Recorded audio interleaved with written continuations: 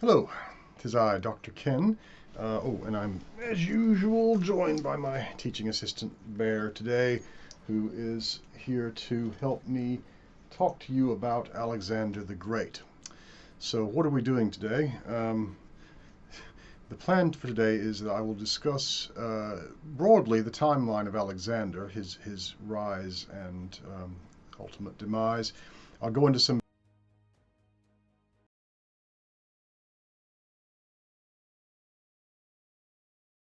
his life and timeline and talk about some of the issues with the sources and some of the other more controversial points that we find concerning him. So, where to begin? Well, throughout most of the 5th century, which we had studied previously with Athens and Sparta and Thebes and places like that, Macedon, the kingdom of Macedon, was largely a backwater. They had been overrun by the Persians during the Persian Wars and effectively were under Persian control for a while. Something they would not forget. It was a divided and fractured kingdom. And, you know, if you've studied Philip II at all, here is the man himself. There we go. If you've studied Philip II at all, then you'll know that he spent his career, much of his career as king, consolidating his kingdom and expanding it and ultimately exerting control over the rest of Greece. He himself had planned to lead the expedition to Persia well, what we would call the ideational goals of that expedition were about revenge for what the Persians had done to the Greeks, which, again, by the time we come to Philip in the middle of the 4th century, it's quite some time since Persia had done anything offensive necessarily to Macedon, but people have long memories, and most wars in any given era will have what we call an ideational and material cause. The ideational might be something like liberating the Greek city-states that are under Persian control, or spreading democracy in our own time.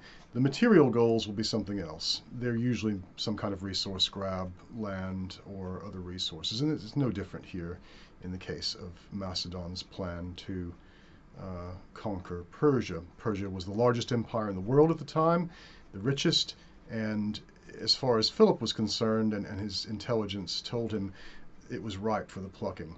Having been defeated by Athens and by the Greeks generally in the Peloponnesian Wars, sorry, the Persian Wars, Persia went into almost a century of what we might call navel gazing. There were lots of internal issues. Many of their governments were unstable. There were assassinations.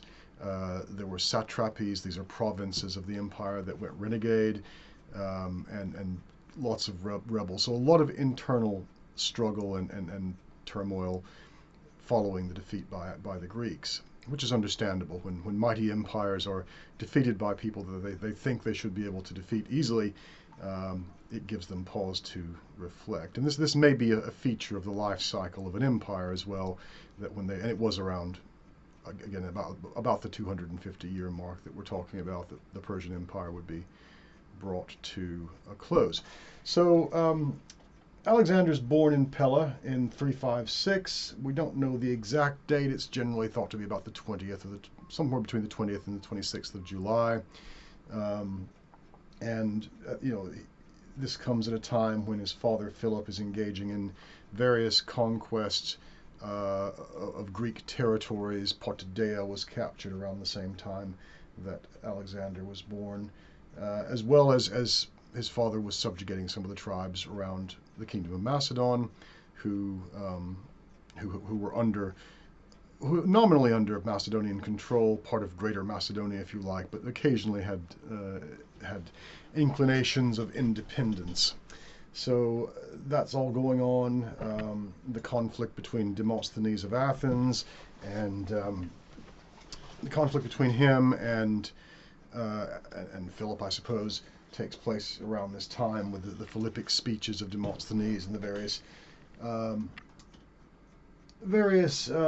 diplomatic missions between Athens and Macedon that almost certainly involve Philip bribing the Athenian officials into accepting an agreement that probably wasn't in their interest. But by the time anyone was able to prosecute anyone for it, it was too late. This was sort of Philip's tactic. He preferred, there were three sort of approaches he would normally take to exerting his influence. One is conquest, obviously, and with his new model army, using the most advanced techniques and combined arms approach, as we call it, he was doing very well in that regard. But of course, conquest is costly, especially against great powers or former great powers like Thebes and Athens.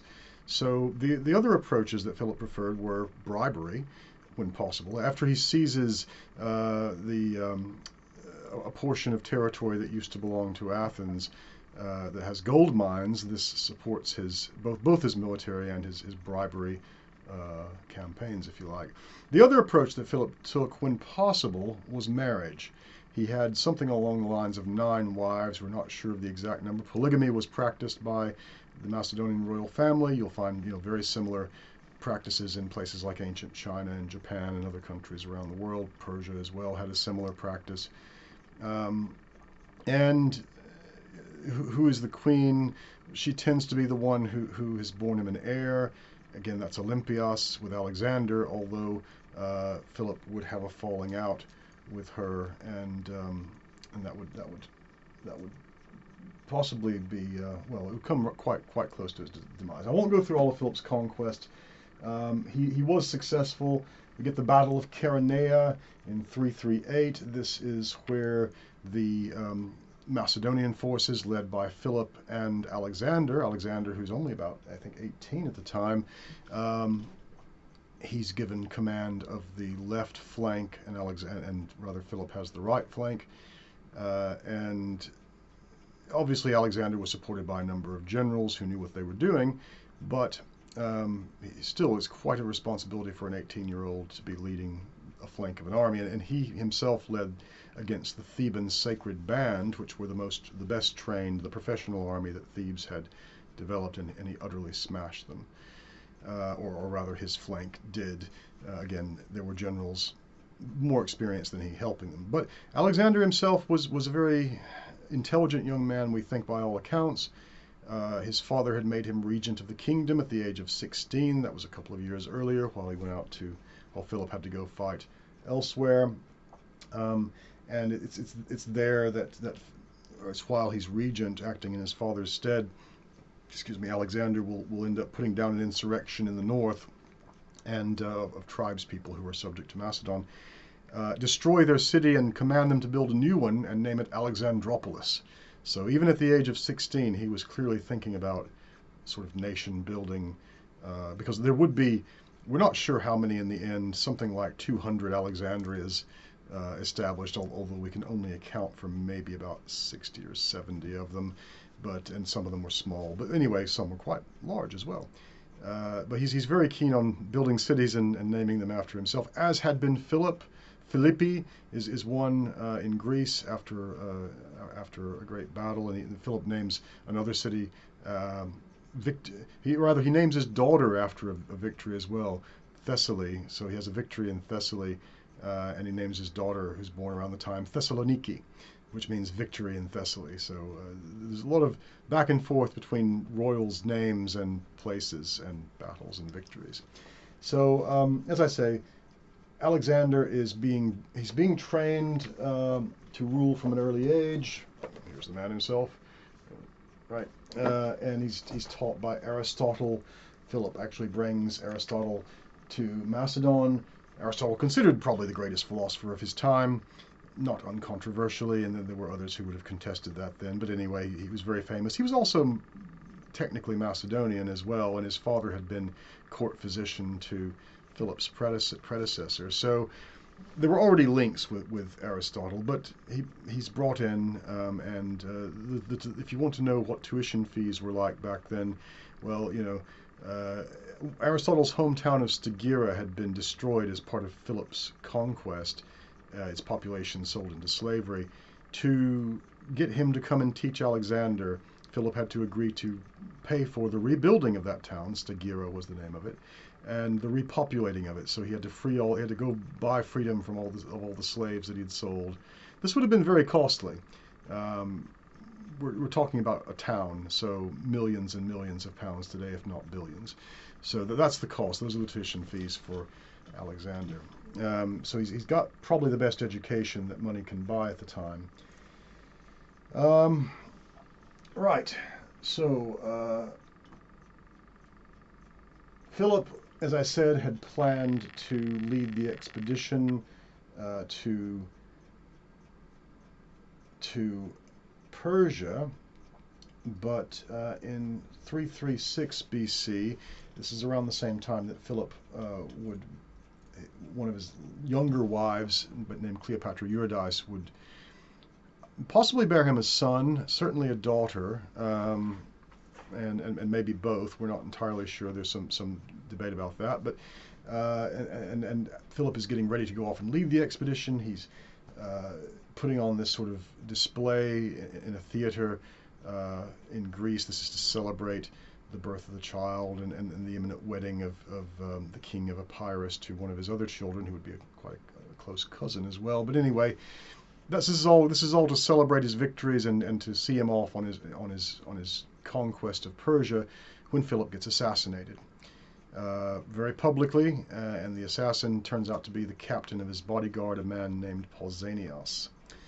So this is a problem, and this is where the sources can't quite agree. It's not the first or the only instance, but you'll find the ancient sources tend to talk about Olympias, Alexander's mother, who had been exiled at that point but had returned from exile, and Alexander himself potentially being responsible or involved in the assassination. There is in fact no evidence to demonstrate this. There's no proof. It's only speculation. Certainly Olympias may have had motive. It's unclear whether Alexander had motive, because some will argue there was a rift between father and son, and certainly they did have arguments. They did have disputes, but so do all fathers and sons. And Alexander had gone into temporary exile as well, following an incident after Philip married the younger woman, Cleopatra Eurydice. And Philip recalls him. He brings him back. He needs him. He forgives everything apparently, and because they had exchanged harsh words over this incident. But I see in the research that I've done and what I've read, I see nothing that suggests that Philip and Alexander did not have a positive father-son relationship. It was different than most father-son relationships in that obviously the father was the king and the son was his heir. And there were other factors too that made it different. It was a high-stakes game, but I don't see Alexander being involved in his father's murder. I can't see a reason why he would do that for certain, but we can't know. We don't have the evidence to know. It looks like in the case of the assassin Pausanias that there were deeply personal reasons for him wanting to seek revenge on Philip, but as to whether anyone else was involved, it's hard to say. It was officially declared that the Persians had paid money. The Persians, who were aware that Philip was about to lead an expedition into their territory, had bribed him. Certainly there was a horse ready for him to escape on. There were clearly other people involved in this as well, but was it Olympias, was it Alexander? I can't say. So this is probably a good time to talk about the sources a little bit. And we have a problem when it comes to Alexander and the sources. Firstly, there are no historical eyewitness, or historian, I should say, eyewitness sources from the time that survive.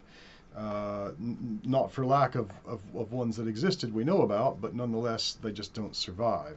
So what we're left with is a number of what we call primary sources, but who are all writing after the fact. Excuse me, many of whom have access to the original sources that we don't. What are the original sources? Well, a fellow named Callisthenes, I've mentioned his name before in other contexts, was an historian. He was Aristotle's nephew or great nephew, and he accompanied Alexander on the expedition and sent back officially approved dispatches, as it were, chronicling the event. We think he got the names and dates right, because every other source after Callisthenes uses him, if only for the names and dates. He seems to have written an overly flattering and exaggerated history that reads a bit more like fiction than fact, unfortunately. So The fact that it doesn't survive is possibly not that bad at any rate. We would like to have it, but it doesn't survive. It can be more or less reconstructed from the sources that use it, though it's not always clear. There were other works written by eyewitnesses, including Ptolemy, who was a general of Alexander's and one of his close companions, who actually was educated by Aristotle alongside Alexander. And he wrote a history which, again, doesn't survive, but people like Arrian and Plutarch have him. And then there's a fellow named Clitarchus, who was living in Alexandria and writing around the same time as Ptolemy, though he interviewed the veterans of Alexander's wars and wrote his history based on them. So we don't have any of those, unfortunately, although, as I say, it is possible to reconstruct large chunks of Callisthenes from sources that have used him. It is also possible to reconstruct most, I would say, of Clitarchus based on the sources who used him. The sources that we have, and they consist mainly of people like Diodorus of Sicily, Plutarch, and Arrian, Lucius Flavius Arrianus Xenophon, and Curtius Rufus, whom I don't have in front of me at the moment, and a fellow named Justin as well, who didn't actually write a history of Alexander, but gave us a summary of someone else's history of Alexander. So yeah, we've got these things, but we don't really have the original sources. And what's more, the sources are divided into sort of two broad categories. We call one the official tradition, we call the other the Vulgate or common tradition. So the official tradition derives mostly from Ptolemy, who was a king, who became king of Egypt, and generally portrayed Alexander in a positive light based on Arrian's mainly using him. Well, there's another source named Aristobulus, who was an officer of Alexander's as well, who also wrote a history, as well as one named Nearchus. Nearchus's history actually survives, but it doesn't tell us, well, it survives because Arrian essentially copied it, but it doesn't tell us a great deal. It's about the journey around, well, it tells us about geography around India and the Arabian Peninsula and a few other places, but it doesn't say much about the historical events that are controversial or uncertain. So Curtius Rufus and Diodorus and Justin, or rather Justin's original source of Trogus, Pomponius Trogus, who wrote the history of Philip of Macedon, they are considered Vulgate. They mainly derive from Clitarchus, whereas Arrian mainly comes from the official tradition, mainly using Ptolemy, also using Aristobulus, who's considered part of the official tradition. Plutarch, for his biography of Alexander, uses all the sources. He uses both Vulgate and, I mean, they all do, but some depend a bit more on them than the other. Probably Plutarch uses them a bit more even-handedly, or picks and chooses a bit more. Now, neither tradition is 100% correct. Neither tradition is 100% false. The thing to do, and this is what annoys so many scholars studying Alexander, when there is a controversial subject where the sources disagree, the thing to do is try to find how many of the primary sources report on this and look at how they say it differently, what they say differently. Sometimes they do.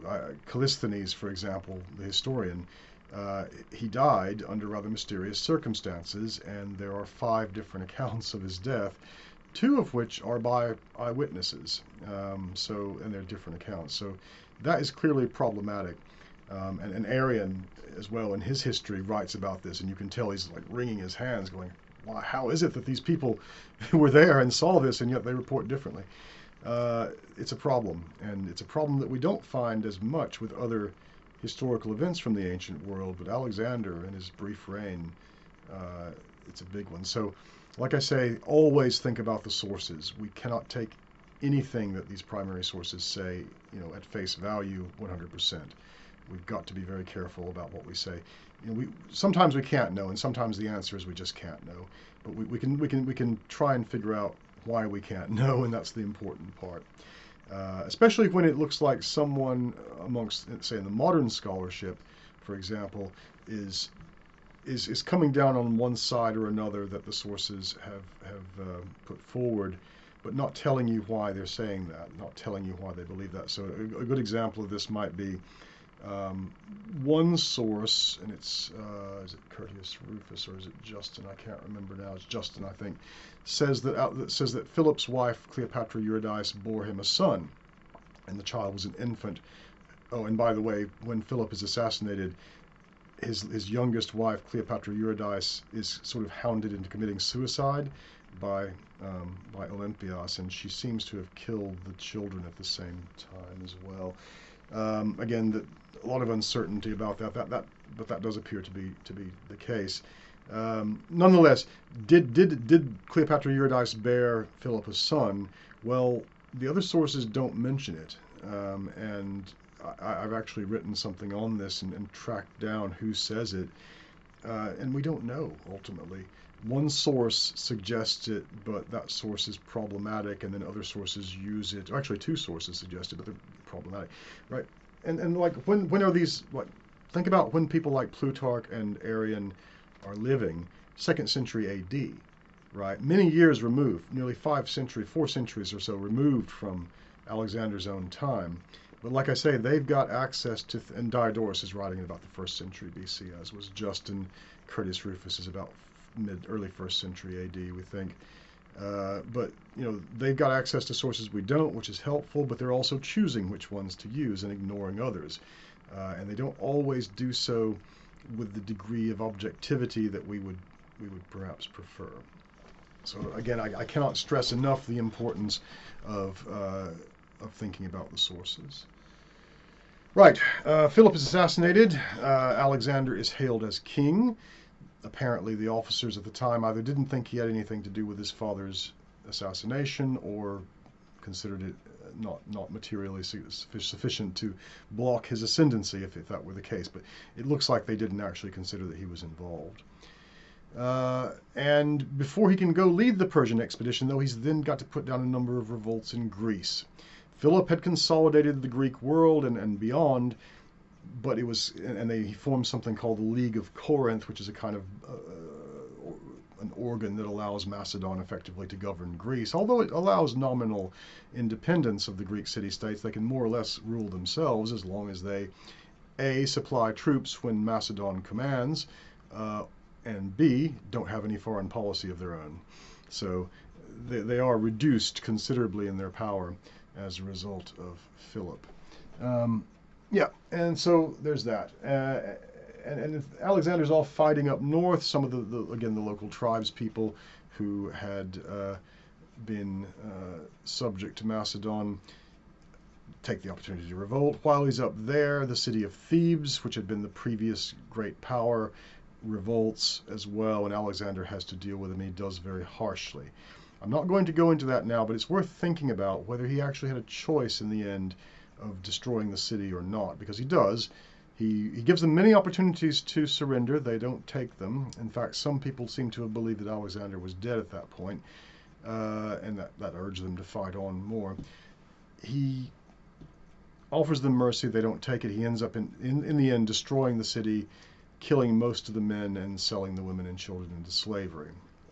And here's where I point out that had the other Greek city-states wanted to prevent this, they should have been there, as indeed was part of the agreement of the League of Corinth. They had all signed it. They had sworn an oath that if a city-state like Thebes revolted, that others would come and help the king put them back under control.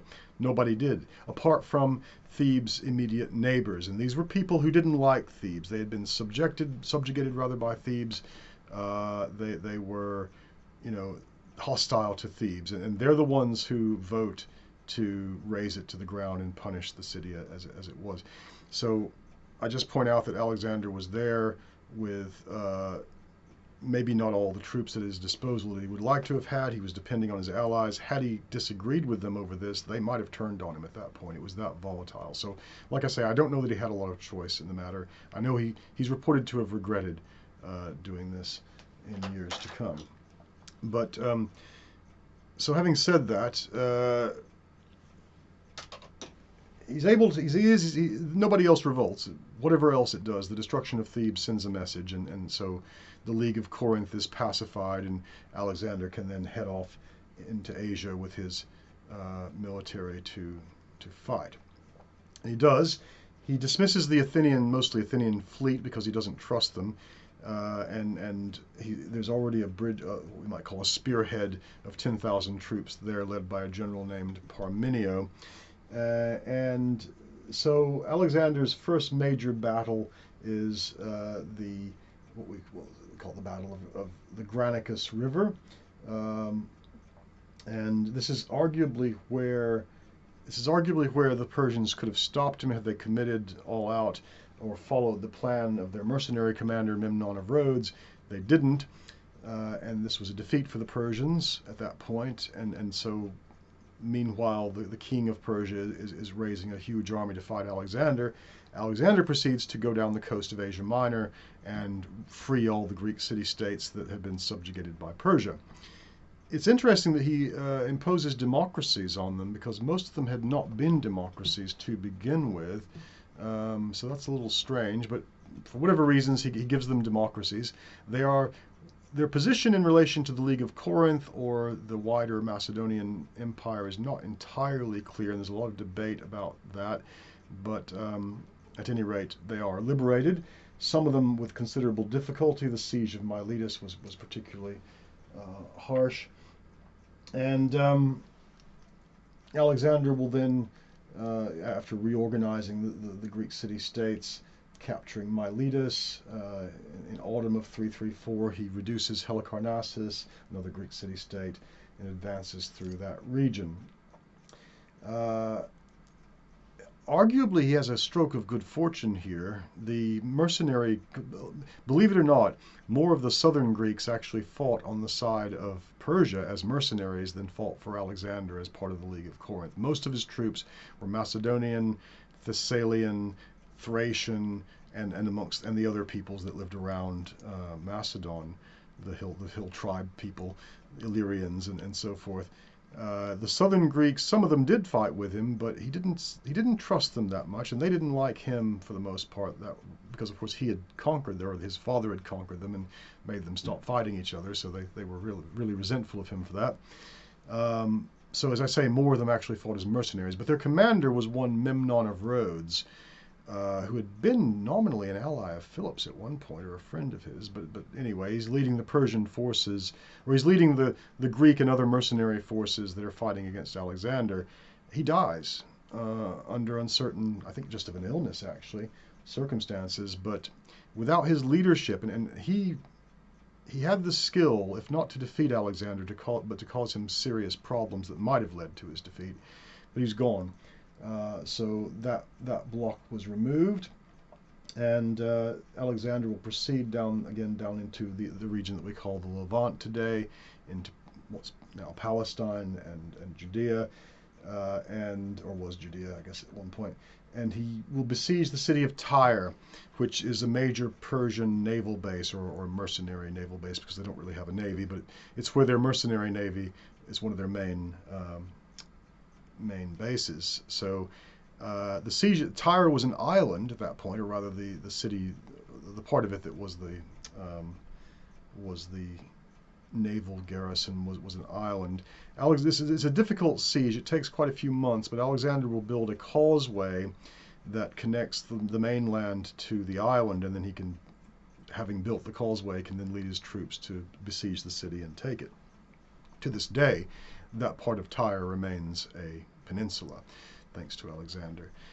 This is also where we find controversy, because Curtius Rufus, who is generally quite hostile to Alexander, and it may be because he's writing just after the reign of Caligula, we think, and he's projecting perhaps elements of Caligula onto Alexander that maybe don't belong. But anyway, it's Curtius Rufus who tells us that Alexander had something like 4,000 Tyrians, people of Tyre, crucified on the beach after the battle. Now, one other source does refer to crucifixions, or does refer to this, but doesn't give us as much detail. But other sources don't mention it at all. And it's not clear whether, because he never does anything like this at any other point. Crucifying thousands of people, that's a very Roman thing to do.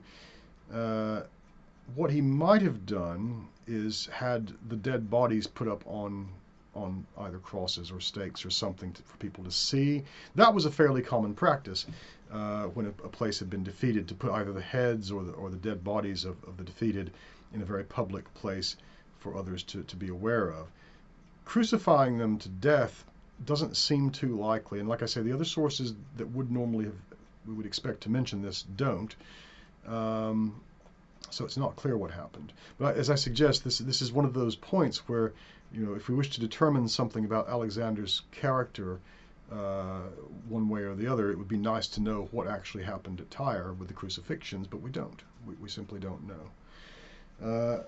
He will, after Tyre, he goes to Gaza, has a siege there as well that's successful.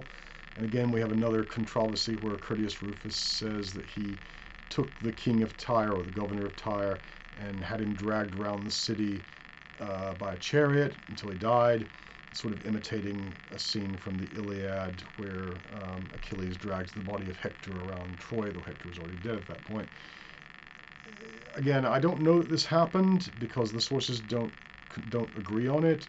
There was a practice amongst the Thessalians, who made up people of Thessaly, who made up a good chunk of Alexander's cavalry, of punishing people this way, so it's not implausible.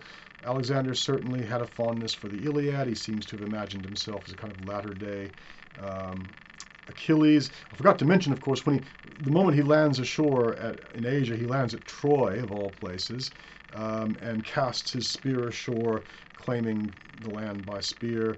It's his now, he says. The Persians will have to contest it.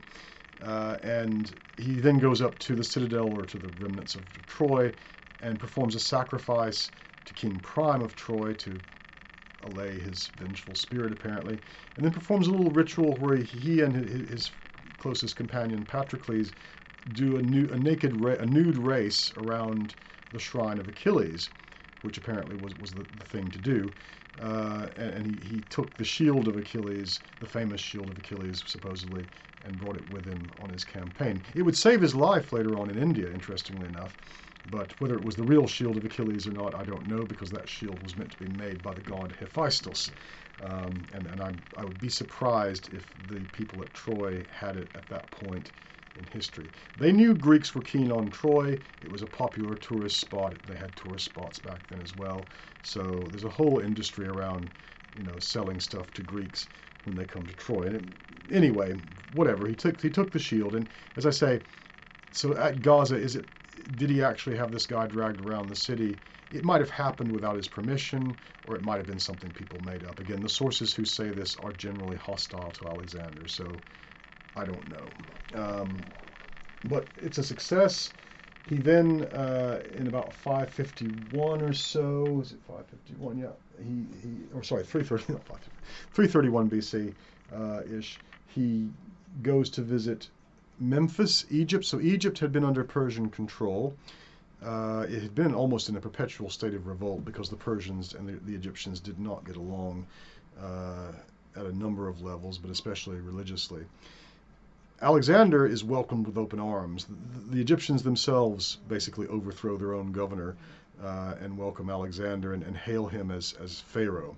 So he's crowned Pharaoh in Memphis, and then he travels quite some distance out of his way, actually, into Libya, to the shrine of the oracle of Ammon at Siwa.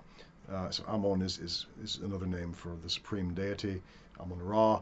And there, we're told, the priests hail him as the son of Ra, or son of God, which a lot of the writers, both ancient and modern, make a great deal about. They say, oh, this is him being tyrannical, it's showing off his tyrannical side. Pharaohs of Egypt were the son of Ra. That's how it worked. Their title in Egyptian is Meriamun Setin Pinre, I believe is how it goes, which means beloved of Ra, son of Amun. They are the son of Amun and therefore a god incarnate as far as the Egyptians are concerned. And Alexander was Pharaoh of Egypt at that point, therefore he's son of Ra, or son of Amun.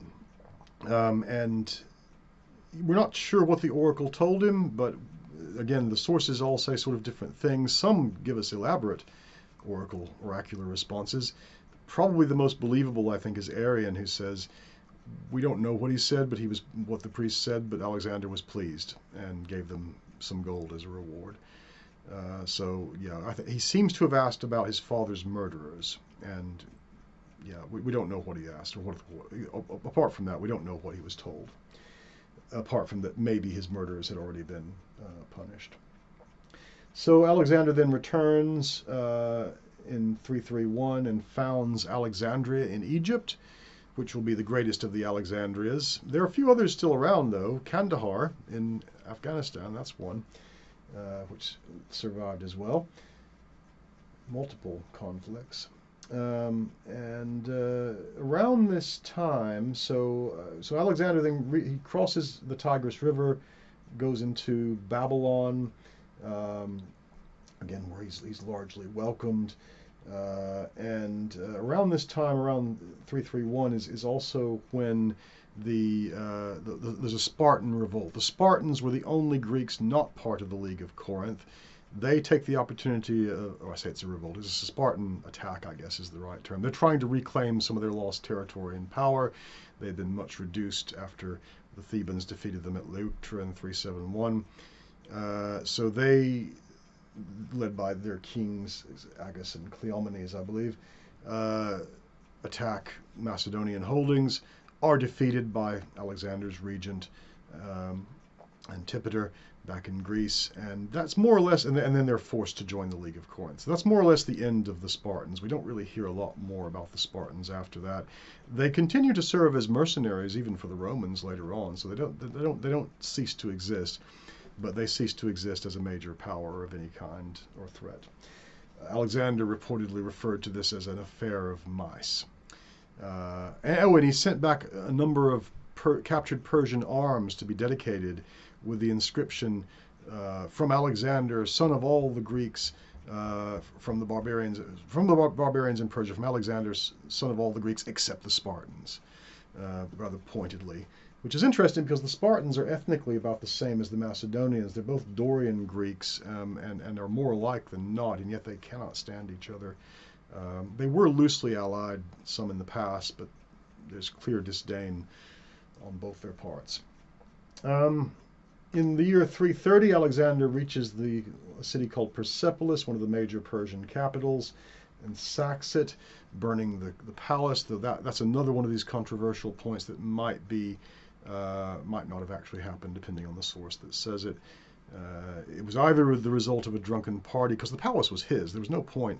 It would be like someone conquering Britain and then burning down Buckingham Palace. It wouldn't win many hearts and minds from a conqueror, so it doesn't make a lot of strategic sense to do this, but it was done, and we think it might have been by accident, although the sources can't quite agree. So Alexander has taken a large chunk of the Persian Empire, but will then have to fight. He will then have to fight Darius at the Battle of Gaugamela. I should have gone before he sacked Persepolis was when he fought Darius at Gaugamela. So Darius, or Dariush, as his name would be more correctly pronounced, the third. Kodomanos is the king of Persia, the king of kings. Shah is his title, king of kings. And he manages to finally get together a large enough army. We don't know the exact numbers, but it's probably in the range of 100,000 against Alexander's maybe about 40,000 or 50,000. We're not entirely sure. And fights Alexander in Asia at Gaugamela, and is defeated. It's a success for Alexander. He manages to attack the Persian center, causing the king to flee, because the nature of the command was very personal. When the king fled, everybody fled, and more were killed in the rout than in the battle. There would be so there was that, and like I say, he then goes and fights. He enters Babylon, and then he sacks Persepolis, and then we get the Battle of Issus in 3.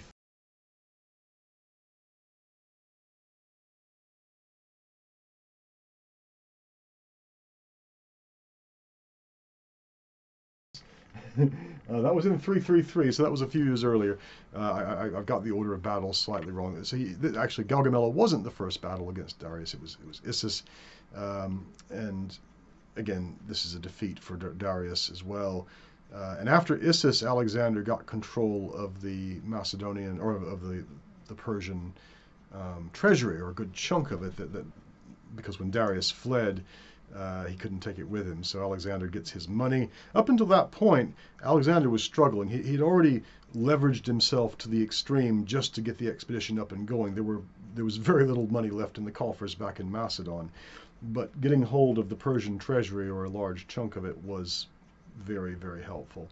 It's around this time, too, that the Persian mercenary fleet decides that it's not going to get paid anymore from Persia, so they go over to Alexander's side, and he gets a navy. And he can pay them now. So that helps a great deal. So there's first Issus, that's in September or October of 333, followed by Tyre in 332 and Gaza, and then Gaugamela in 331, which will be the final battle between Darius and Alexander. At the Battle of Gaugamela, Alexander wanted to capture Darius, we're told, but one flank of his army, led by Ptolemy, had been surrounded, and so Alexander had to lead his troops away from attacking Darius himself and pursuing him, and go help Ptolemy out, and Darius got away. We don't quite know what he would have done if he had caught him. I suspect he wouldn't have killed him, because Alexander tended not to kill kings or other leaders if they would treat with him, at any rate. He would often reward them, in fact, if they would come to some sort of agreement. So Darius flees. He will later be murdered by one of his own kinsmen, a man named Bessus. This is in 330. Bessus will briefly take the title of King of Kings, but will end up being captured by Alexander. And this is another controversial point, because we're not sure if Alexander had him tortured and executed, or just imprisoned. He was tortured, in the sense his nose and ears were chopped off. This was the punishment for a traitor. He had betrayed his king. He killed his own king and then usurped the throne. So even under Persian law, he was a traitor. The royal diary, which is one of the sources that we don't have, but which ancient sources did, reports that that Bessus was sent back to, I think, Ecbatana, or Persepolis or Susa, back to one of the main cities of the Persian Empire, to be put on trial by Darius's kinsmen, where he was eventually executed. But again, we get different accounts, and Plutarch, bizarrely, has Alexander order that Bessus be like two trees side by side, or bent down, and Bessus is sort of tied to both of them, and then they're released. And the tension or the force of that then split his body in two and sent it flying. That doesn't seem likely. It doesn't seem likely that happened, but that's what Plutarch reported. And as I say, there are different accounts of the death of Bessus, which, depending on which one is correct, paints Alexander either in a positive or negative light. And it would be nice to know, but we don't. So that's an interest. These areas where there's uncertainty are ripe for essays and articles and investigations, but they can be frustrating, because, as I say, at the end of all that hard work, the answer might be we still don't know.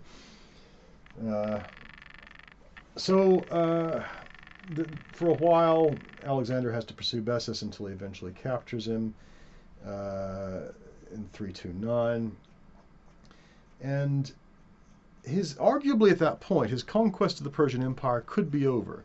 He has captured their capital, he's defeated their king, defeated the king's would-be successor. He is treated now as the King of Kings in the part of Persia that he controls. The parts that he doesn't control, which mostly consist of what would today be Afghanistan, Tajikistan, bits of Pakistan, and maybe India. It was all India back then, Pakistan, India. But anyway, those parts of the empire had revolted. They hadn't been under Persian control for a generation, in some cases.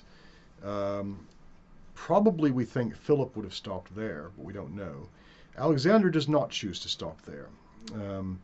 his view seems to be that these other territories were part of the Persian Empire. He was now king of Persia, therefore they were his territories, and he wanted them back. There was a lot of dispute or a lot of debate between his officers over this. Many of them, they'd been fighting for a while. They were tired. They wanted to go home, enjoy all the wealth they had obtained. But Alexander ends up killing one of his very close friend, Clytus the Black, who'd saved his life at Granicus in a drunken fit. Again, we're not precisely sure of all the details. It looks like Clytus was really unhappy about staying in Asia. He wanted to go back to Greece, maybe. And during a drunken party, he starts saying all sorts of things that are designed to trigger Alexander, basically comparing him to his father, saying his father was so much better, and so on and so forth. Being a very close friend of his all his life, Clytus knew what buttons to press, and he was drunk. At one point, he's taken out of the room, but then comes back in again, and I'm sure we've all known drunk people a bit like that. The accounts do differ somewhat over what precisely happened, but it looks like after the final sort of insult was hurled, Alexander picked up a spear and hurled it at him and killed him. And then once he realized what had happened, he'd just killed one of his best friends. Alexander, we're told, was about to kill himself and had to be stopped and went into considerable mourning. So this is another incident that there's a bit of uncertainty about, but it suggests that things are not all rosy at the Macedonian court. And certainly amongst his generals, and amongst a lot of his soldiers as well, they seem to have thought that continuing fighting was not the right thing to do. But that is what he does. There's another rebel Persian leader named Spitamenes who attacks a detachment of Macedonians, and that requires Alexander to hunt him. So the hunt for Spitamenes goes into the sort of northern, what would today probably be sort of Russia, northern regions, territories that weren't really part of the Persian Empire but had been allied with them. And he'll capture him, or he'll defeat him in 328, but then proceed to attack a number of the fortresses in what was called Bactria Sogdiana at the time, but today is mostly Afghanistan, Tajikistan. This territory, which had been part of Persia but wasn't at this point, was controlled by a series of warlords in mountain fortresses, which were very difficult to take. Famously, though, he captures one known as the Sogdian Rock, and we're not entirely sure where this is now today, but except it's in Afghanistan somewhere probably. And he does so by using, a special commandos. He has soldiers who are skilled at climbing, and so he has them in armor silently scale up, and they use tent pegs as pinions, much as we would do today in climbing, to scale up the side of this sheer mountain, or sheer cliff face to the top of this fortress. And he leads his troops up to the gates and says, "Are you ready to surrender now?" And they're laughing. "Why should we surrender? You're outside, we're inside." He somebody makes a signal, and the troops that have scaled up the wall, and some of them died, by the way, scaling up the wall, and were silent when they fell because they didn't want the enemy to know that they were there. But those who made it up to the top suddenly appear on the walls of the city, and the city surrenders because they could not. They reckon the Macedonians must have flown up there. They didn't know how. They had no idea how they got there, or were surprised by it. So he takes this unconquerable fortress, and then ends up marrying the chieftain's daughter.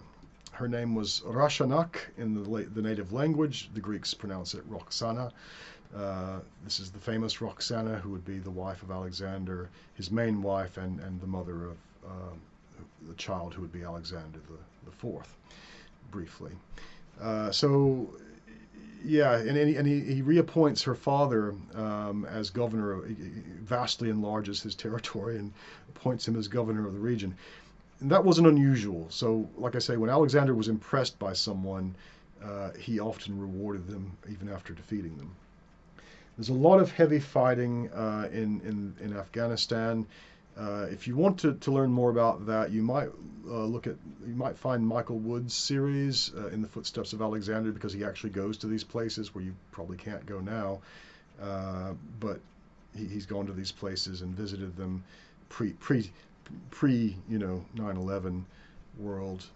It's well worth watching, because imagine trying, because 40,000 troops or more are having to trek through these treacherous mountain passes on foot, and carry their baggage train along with them.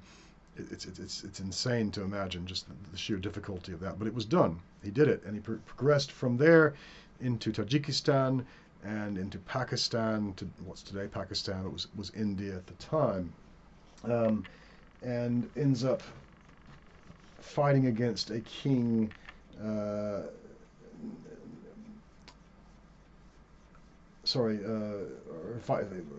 fighting against a king who's arguably taken over territory from one of his allies, but then rewards that king because he fought so bravely by making him governor of the province again. He conquers as far as the Hyphasis River, which I think today is the modern Jalum. I could be wrong about that, but the Greeks call it the Hyphasis. But then there's a mutiny. His troops don't want to go any further. He's faced with a mutiny in his own. So Alexander is undefeated in battle. Nobody ever defeats him, but his own soldiers refuse to carry on. He offers them all kinds of rewards. He thinks, based on some incorrect geography, that the ocean is just a few hundred miles away. The India is not that big. He has no idea how big India is. So his men maybe have a slightly more realistic view, or they're just tired. So in the end, he decides to head back. He's not going to himself return to Greece. He'll in fact return to Susa, which is one of the main cities of the Persian Empire that he's established as a kind of capital. And he's going to dismiss a number of his troops there. And the plan is to restock with fresh troops from Greece, to be supplemented by a number of Persian units who are being trained in the Macedonian style, and other now conquered peoples. Because as I say, he's won lots of hearts and minds. He's not destroyed their way of life. He's removed their king, or kings, depending on, we're talking about different places, or he's taken over the role, but he's allowed them to keep their culture and their bureaucracy and their way of doing things, for the most part, intact. This was a surprise to his generals. His generals are all what we'd call barons back in Macedon. They control effectively feudal fiefdoms in Macedon. And they seem to have fully expected that the conquest of the Persian Empire would mean carving up that empire into more feudal fiefs under Macedonian control. Some of them were under Macedonian control, but Alexander largely kept the political entities intact, just usually installing a governor, himself taking the role of head of state, sometimes replacing key officials, but usually just allowing them to carry on as they had before. With him as the king. So like I say, he's loved in Egypt. He's absolutely adored in Egypt because he liberated them from the Persians. He's considered one of their pharaohs. He's the first non-African pharaoh he's the first European pharaoh of Egypt. But like I say, they liked him.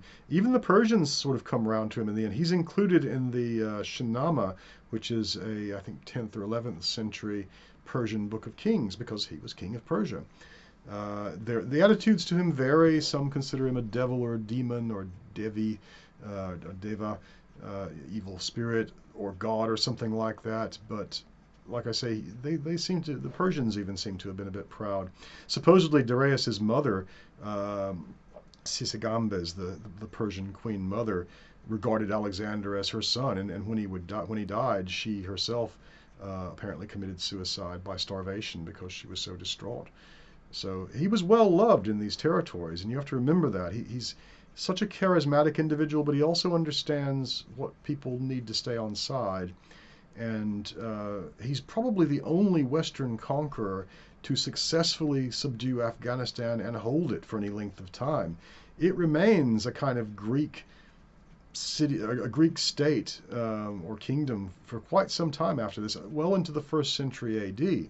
They're still minting coins with Greek on it. And they've picked up a lot from the Greeks in Afghanistan. They're very proud of Alexander there too. Of course, I suspect that U.S. and British and Russian and other would-be conquerors of Afghanistan did not consider it a viable option to marry the daughters of Afghani warlords. But if they had, who knows, perhaps they would have been able to control the territory a bit better. Anyway, right.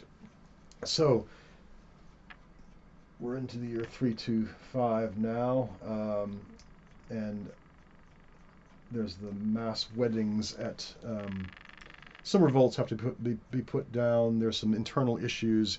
One of Alexander's officers defects with a bunch of money, takes it back to Greece. It ends up in the hands of some Athenians who are maybe going to use it to hire mercenaries, and there are a lot of mercenaries now back in Greece because Alexander keeps defeating their leaders. So that has to be dealt with. And there's the Susa weddings as well. This is where Alexander makes his officers marry their Persian mistresses. He himself marries, I think, the king's daughter at that point, and Hephaestion, his best friend, marries one of the other royal princesses. I should say, before that, though, on the way back to in Babylon is where he'll end up. He's chosen to come back by a different route after his army revolts. He goes through the Gedrosian Desert, which you can find on the map. There had been other mythical and historical figures who were said to have crossed it, but Alexander, he seems to have been in competition with these. Part of the reason for going to India was because mythologically Dionysus, who's connected to his family by various means, was said to have conquered India. So he's trying to one-up him, and Heracles had been there as well. And anyway, so the trek through the Gedrosian Desert might have been an attempt to outdo previous historical figures, but it's also been viewed as kind of a punishment march. A lot of people died on the way there. He had ordered supply drops to be left for his troops, but there was a miscommunication, or perhaps the people who were meant to do it thought he was dead. Again, it's a recurring problem, and they didn't. So when he gets back, there's sometimes called the Reign of Terror. He ends up purging a lot of the governors that he's installed, both native and Macedonian in some cases. But is it actually a reign of terror? So again, modern sources that are hostile to Alexander will say it is. Sources that are more friendly to him or more neutral will point out that every single satrap governor that got replaced, or any official that got replaced, had usually done something to deserve it. They'd either been stealing money, or they'd disobeyed orders, or they'd done something else that painted them as a traitor, mainly because they all thought he had died. He spends a lot of time, in India, especially fighting. And I didn't go through all the battles, but there was some very hard fighting. His lung was pierced by an arrow after he jumped over the wall by himself into a town. This is called the Malians. This is on the way back from India.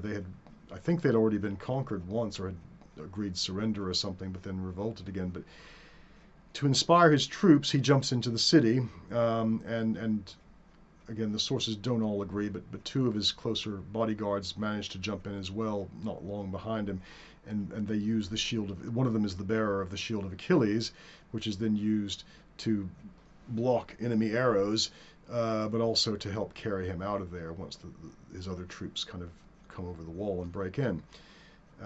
So that shield saved his life. That was a very foolhardy thing to do, jump into a city, he climbed up the ladder to the wall and jumped into this walled city by himself. Sounds like he had a death wish, I don't know, but it certainly inspired his troops, and the slaughter that followed was quite brutal. There's another incident where he's reported to have made peace with some mercenaries and then arbitrarily attacked them and killed them. Again, the sources differ on this, and it looks like there may have been some misunderstanding between the translators, and it looks like the troops may have the mercenaries, Indian mercenaries, may have provoked him. But again, we're getting into territory that's disputed. As I say, he would return to, well, eventually to Babylon, and this is in 324, 323. It looks like I say, he was planning to return to Asia with, or to the east, Far East, with more troops, but he takes ill. This is in 323. After some heavy drinking, well, rather, he'd had an illness as well, but the drinking probably didn't help. But after a heavy drinking bout, he's taken to his bed, and just sort of goes downhill from there. We're not sure what killed him. I mean, he'd been wounded many times. The arrow in the lung arguably should have killed him, but it didn't. He had a very good doctor who saved his life on that occasion, but almost certainly it would have weakened him. He could have picked up any number of diseases, pardon me, in Asia. It's very difficult to tell what exactly it was. The theory at the time, one theory anyway, mooted in a number of the sources, is he was poisoned.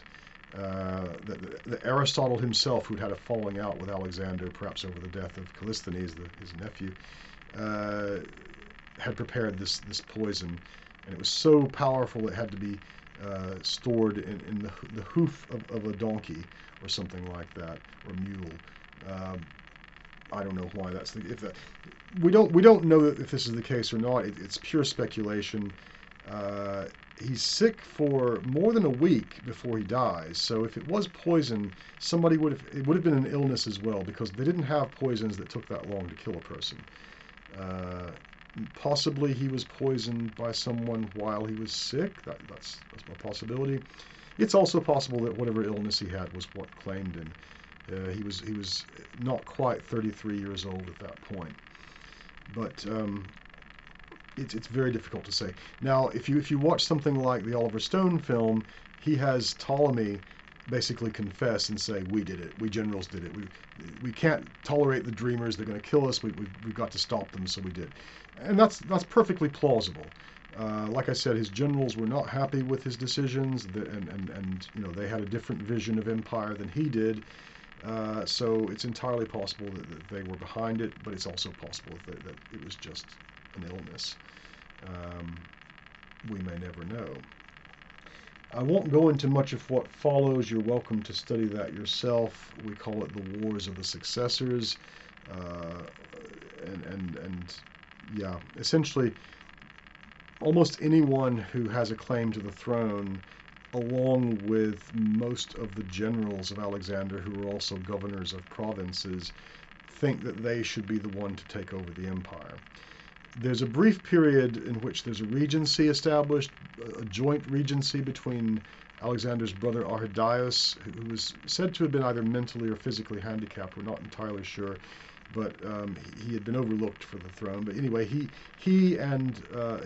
changes his name to Philip III, and Alexander's child, an infant by Roxana rather, named Alexander, becomes Alexander IV. Jointly are monarchs of Macedon with a regency, but this very quickly breaks down. Civil war effectively breaks out that results in all the heirs being killed by one side or the other. Olympias herself will put to death Arrhidaeus, Philip III, and I think Roxana will actually kill Alexander's other child, Heracles, by his mistress Barsine.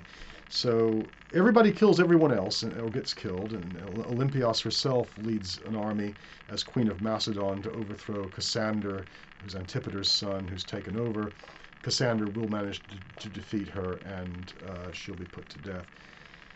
There are, I guess, three major phases to the Wars of the Successors, and I'm not going to go through them all. They do try to come together and reapportion parts of the empire, with little success, and it's a bit of a mess. And while all these different kingdoms, we call them the Greek Hellenistic kingdoms, and Egypt being a big one, but others too, also what's left of Macedon, while they're all fighting each other for dominance and nobody really getting anywhere. This is when Rome grows and becomes a major power. Some sources suggest that if Alexander had finished conquering in India, he was planning next to go into Europe, and he would have taken out Carthage and Rome as well, but we don't know. Arian, quite rightly, quite accurately says that I don't know. He says I don't know what Alexander would do. Other people have speculated. Like if you read Diodorus, he's got Alexander's last plans, listing a number of he wanted to build like roads through Africa and naval bases and conquer this, that, and the other. We don't know if that's accurate or not. It wasn't done at any rate. But Arian says I don't know what he was going to do, but I do know that had he not been stopped, he wouldn't have stopped. Basically, he would have carried on as long as he could. He would have taken Europe. He would have added Britain, the British Isles, to his empire almost certainly, and he would have not been satisfied with that, but would have sought other lands to conquer. So I guess you're invited to imagine a parallel universe in which Alexander didn't die at 33, carried on conquering, and discovered the Americas and added them to his empire, and would be living in a future Star Trek type world ruled by Alexander the 45th or something like that. I don't know. It could have gone any number of ways, but it didn't. We know how it went. It's a very briefly lived empire. Doesn't even last probably maybe 5 or 6 years from the end of it. Intact anyway, with the whole thing being intact. It's very short-lived. It takes him about 13 years to conquer, and it all falls apart pretty quickly after that. But it's the empire it's one of the empires people remember the most because it was the largest in the world at the time, larger than the Persian Empire. It was physically smaller than the Roman Empire, but had more people. So Alexander's empire was more populous than Rome's empire. It was only surpassed in size and in population in relatively modern times by the British Empire. Maybe the French Empire too. I'm not sure because theirs was second largest to the British. But Alexander's empire was phenomenally huge, and it spanned 3 continents. And the upshot was that Greek culture spread as far as India. We know that, like the statues of the Buddha, for example, that are made after this time in India and China and even Japan, are all in some ways influenced by the Greek statuary form, which was much admired and imported thanks to Alexander's contact with the Far East. Many fruits and vegetables from the East were brought to the West. Many ideas were brought. Bankers, merchants, these people went in. The whole of the East was changed, and it was for a time, even after the empire had fallen apart, referred to as the Greek East.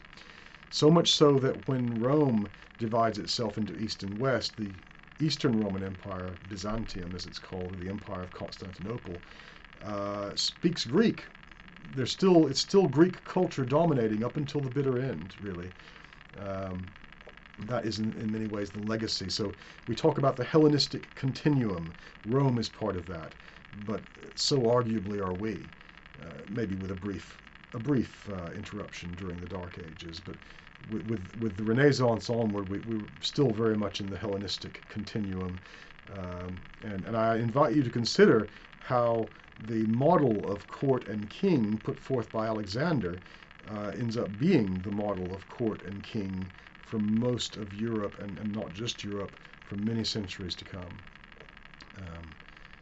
So there you go. Thank you very much for your attention. It is appreciated.